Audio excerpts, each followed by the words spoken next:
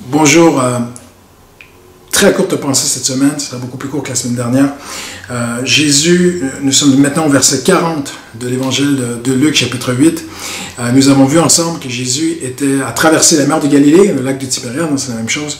Il est allé à Génézareth ou Gadara, ce sont des synonymes de l'autre côté. Et il est arrivé là, il a délivré un homme qui était pris par un mauvais esprit. Et cet homme est maintenant assis au pied de Jésus, saint d'esprit, paisible. Il est dans un état d'une paix extraordinaire. Mais les mauvais esprits qui étaient en lui, cette légion, légion c'est à peu près 700 je crois, ont demandé à Christ de pouvoir aller dans un troupeau de porcs. Et Jésus a dit oui, et les porcs se sont jetés dans la mer, dans le lac de Tibériade, de la falaise. Suite à cela, les membres du village viennent vers Jésus et le supplient de partir, de quitter le village. Et Jésus va dire, OK. Nous savons que chez les Juifs, c'est interdit d'élever des porcs. Maintenant, était-ce vraiment une communauté juive? Nous n'en sommes pas certains, mais une chose est certaine, cette région l'avait déjà été, et cette région avait déjà été sous l'influence d'Israël et du peuple de Dieu, de la loi de Moïse. Maintenant, qui sont-ils vraiment ces gens-là? Nous ne le savons pas. Mais une chose est certaine, ils ont refusé Jésus. Jésus va accepter, parce que c'est un gentleman, il va reprendre le lac, traverser la mer de Galilée, revenir de l'autre côté, à Capharnaüm, et la foule l'attend, la foule est tellement heureuse de le recevoir. Il y a une pensée ici qui est très très importante pour nous aujourd'hui. Ce Jésus n'est pas accueilli et welcome et bienvenu partout. Pas dans toutes les sociétés, pas dans tous les pays aujourd'hui, on le sait très bien, pas dans tous les cas, mais j'aimerais même dire ceci, même pas dans toutes les églises.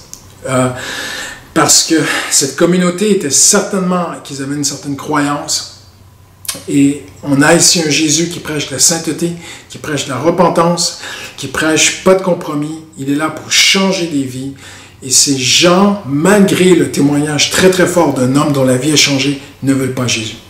Il existe aujourd'hui des communautés aujourd'hui autour de nous, peu importe que des vies soient libérées du péché, peu importe que des vies changent, qu'un couple soit restauré, qu'une personne soit libérée de ses addictions et se sanctifie, grandisse et son comportement change et devienne une personne qui se comporte sainement et bien, pas parfaitement, mais sainement devant Dieu.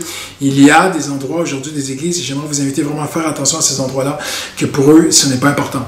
Parce que elles vont y perdre quelque chose. Il ne faut surtout pas que Jésus touche à certaines choses. Et Jésus revient de l'autre côté et il est accueilli, il est aimé. Je sais que même à Capharnaüm, à un moment donné, le Seigneur a été dur envers ces gens-là. Mais juste ici, pour moi, dans ce court verset, ça dit au verset 40, « À son retour en Galilée, Jésus fut accueilli par la foule, car tous l'attendaient. » Il y a un côté où Jésus n'est pas attendu, il y a un autre côté où Jésus est attendu, il est bienvenu, il est aimé. À Gadara, ils avaient peur de perdre l'argent, ils avaient peur de perdre quelque chose. Et il y a des gens aujourd'hui où Jésus n'est pas bienvenu. Et c'est une grande question, même pour nous aujourd'hui, pour vous aussi aujourd'hui.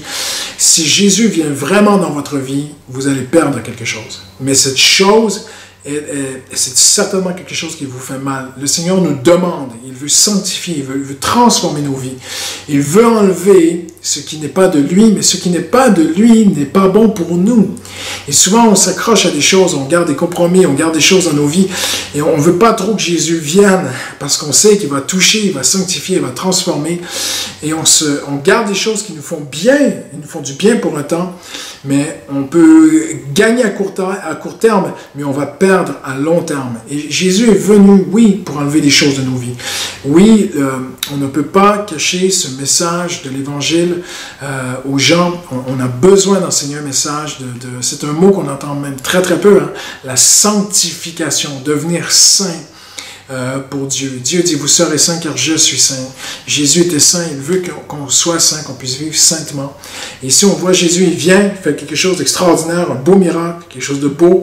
Et en plus, on pourrait dire, il les débarrasse de mauvais commerce, mais eux viennent et disent, non, non, non, on ne veut pas que tu viennes bouleverser nos vies. On ne veut pas que tu viennes toucher à certaines choses dans nos vies. Et il le supplie de repartir. Et Jésus vient de l'autre côté, et de l'autre côté, il l'attendait.